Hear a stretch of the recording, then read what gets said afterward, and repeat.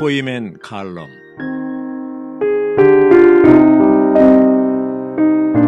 포이맨 시리즈 207 사도행전 라이프 스타디 15, 16번 요약. 오늘은 사도행전 라이프 스타디 메시지 15, 16 베드로 일행의 사역을 통한 예루살렘과 유대와 사마리아에서의 번식에 대해서 소개해 드리겠습니다. 사도행전 4장 1절부터 31절까지는 다음 6부분으로 되어 있습니다. 4장 1절로부터 7절 공회에 붙잡히고 신문받음, 4장 8절로부터 12절 베드로의 증거, 4장 13절부터 18절 공회의 금지령, 4장 19절부터 20절 베드로와 요한의 답변, 4장 21절부터 22절 공회가 베드로와 요한을 놓아줌, 4장 23절부터 31절 교회의 찬미와 기도입니다. 돌 구주이신 그리스도. 베드로와 요한은 감금되었습니다. 유대 공회가 감금시켰습니다. 사복음서에서 주 예수님을 죽게 한 것이 바로 공회였습니다. 이것은 유대교가 하나님의 움직임을 방해하고 파괴하는 데 사탄에게 이용당했음을 가리킵니다. 4장 7절은 사도들을 가운데 세우고 묻기를 너희가 무슨 능력과 누구의 이름으로 이 일을 행하였느냐고 말합니다. 그들의 질문은 안진병의 치유로 인해 질문하는 것입니다. 4장 8절부터 12절에는 베드로의 간증이 있습니다. 8절부터 10절은 이에 베드로가 성령으로 충만하여 말하기를 백성의 관원들과 장로들아, 만일 병자에게 행한 착한 일에 대하여 이 사람이 어떻게 치료되었는가를 오늘 우리에게 질문한다면 너희와 모든 이스라엘 백성들은 알라. 너희가 십자가에 못 박고 하나님의 죽은 자들 가운데 살리신 나사렛 예수 그리스도의 이름으로 이 사람이 강건하게 되어 너희 앞에 섰느니라고 말합니다. 11절과 12절에서 베드로는 계속 말합니다. 이 예수는 너희 건축자들이 버린 돌로서 모퉁이 돌이 되었느니라. 다른 이로서는 구원을 얻을 수 없나니 천하 인간들 가운데 우리가 구원을 얻을 만한 다른 이름을 우리에게 주신 일이 없음이니라. 11절은 시편 118편 22절의 인용입니다. 건축자들은 하나님의 건축의 일을 하기로 된 유대 지도자들임을 지적하고 계셨습니다. 시편 118편은 하나님의 건축물을 위한 모퉁이 돌이신 그리스도에 대해 말하고 있습니다. 주 예수님은 마태복음 21장 42절에서 시편 118편 22절을 인용하시면서 그분이 하나님의 건축물을 위한 돌이심을 지적하였습니다. 교회의 찬미와 기도. 공회의 금지령과 베드로와 요한의 답변과 공회의 석방이 있은 후에 교회의 찬미와 기도가 나옵니다. 23절은 사도들이 노인이 자기들이 사람들에게 가서 제사장들과 장로들의 말을 다 보고하니라고 말합니다. 그들의 사람들은 예수의 이름을 부름으로써 유대인들로부터 구별되고 분별된 교회 사람들이었습니다.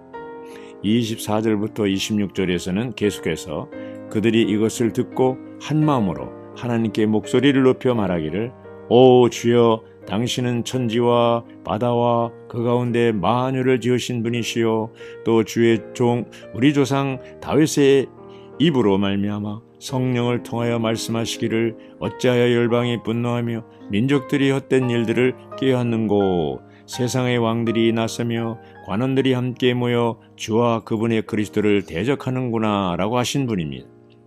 라고 말한다. 4장 29절부터 31절에 따르면 그들은 주의 말씀을 전할 담대함을 위해서 기도했습니다. 그들이 간구하고 있을 때 그들이 모인 곳이 진동하더니 그들이 다 성령으로 충만되어 담대히 하나님의 말씀을 전하더라 라고 했습니다. 그들은 외적으로 경륜적으로 성령으로 충만되었습니다.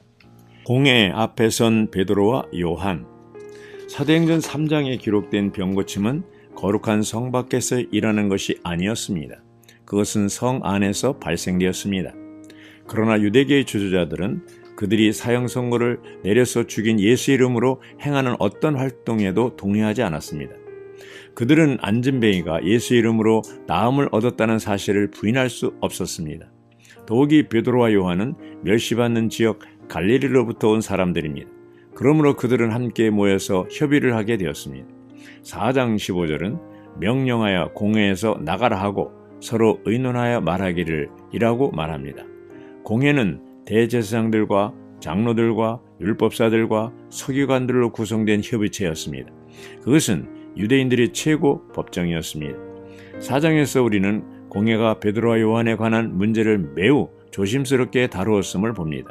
그들은 서로 상의하면서 말했습니다. 이 사람들을 어떻게 할 것인가?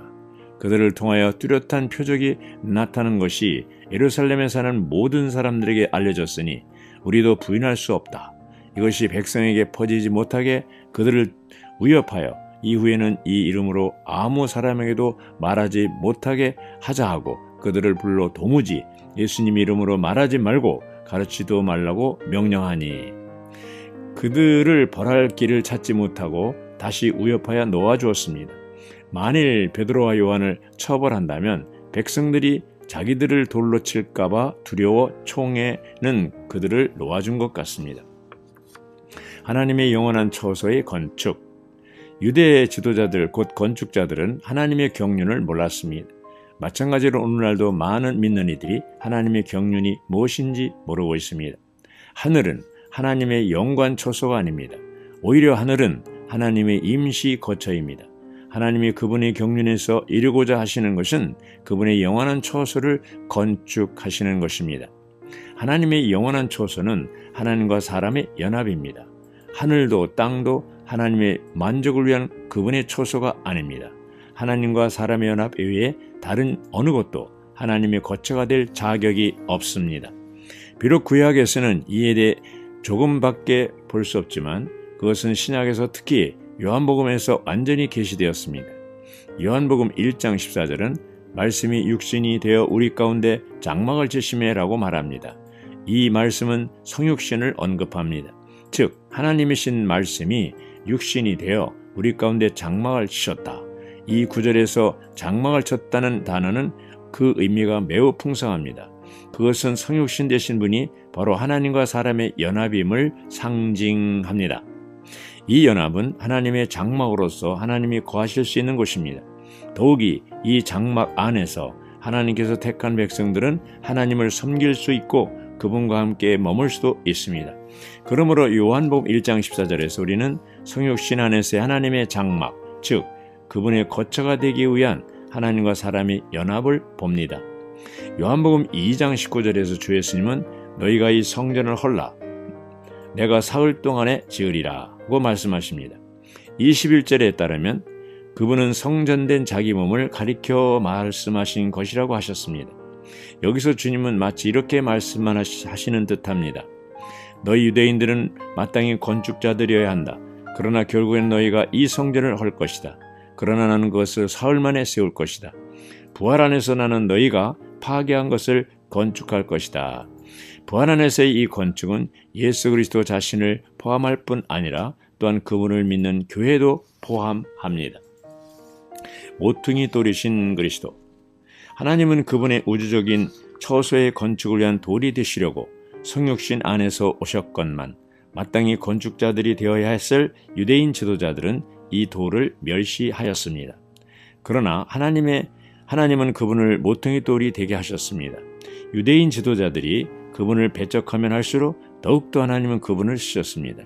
먼저 그분은 단지 일반적인 하나의 돌이셨습니다. 그러나 유대인 지도자들에게 배척받으신 후에 하나님께서는 그분을 부활 안에서 모퉁이 돌이 되게 하셨습니다. 처음에 그분은 하나의 평범한 돌이셨습니다. 그러나 하나님은 그분을 죽은 자들 가운데서 일으키사 하나의 특별한 돌, 곧 건물의 벽돌을 연결시키는 매우 탁월한 돌인 모퉁이 돌이 되게 하심으로써 그분을 존귀 여기셨습니다. 그리스도는 하나님의 처소의 모퉁이 돌이십니다. 모든 것을 포함한 분의 이름으로 구원받음. 성경에 따라 그리스도는 하나님의 건축에서 모퉁이 돌이요 기초석이요 머릿돌이요 심지어 모든 돌들이 되십니다. 이런 말을 할 때 어떤 이들은 우리가 범신론을 가르친다고 비난할지도 모릅니다. 이것은 거짓된 비난입니다. 이것은 범신론이 아닙니다. 그리스도께서 우리의 양식과 음료가 되실 자격이 없으십니까? 그리스도께서 우리의 공기, 의복, 문, 거처 등이 되실 자격이 없으십니까? 그분은 하나님의 건축을 위한 기초석, 모퉁이돌, 머릿돌, 모든 돌들이 아니십니까? 확실히 그리스도는 이 모든 것들이 되시기에 충분한 자격을 갖추셨습니다. 그러나 오늘날 어떤 이들은 그것을 범신론자들이라고 거짓 참소합니다. 신약은 그리스도께서 만유시요 또 만유 안에 계시다는 것과 우리는 만유시요 만유 안에 계신 이분의 충만이라는 것을 계시합니다. 우리가 구원받은 것은 만유를 포함한 분의 이름 안에서입니다. 우리는 예수 그리스도의 이름으로 구원받았으며 그분은 만유를 포함한 분이십니다.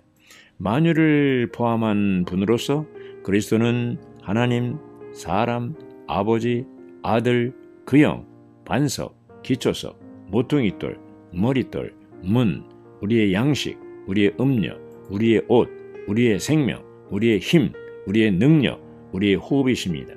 우리가 그리스도의 어떠하심이 다 나열하기란 하기란 불가능합니다. 지능으로 된 사람에서 돌로 된 성으로. 성경에서 돌은 하나의 주요 항목입니다. 창세기에서 하나님은 사람을 지능으로 만드셨습니다. 그러므로 첫사람은 지능으로 된 사람이었습니다. 그런 뒤에 하나님 자신이 오셔서 사람이 되셨는데 이 사람은 하나의 돌 사람이십니다. 우리는 지능으로 창조되었지만 거듭났을 때 살아있는 돌들이 되었습니다. 그리고 계시록에 가서는 돌의 성, 즉 돌로 지어진 성이 나옵니다.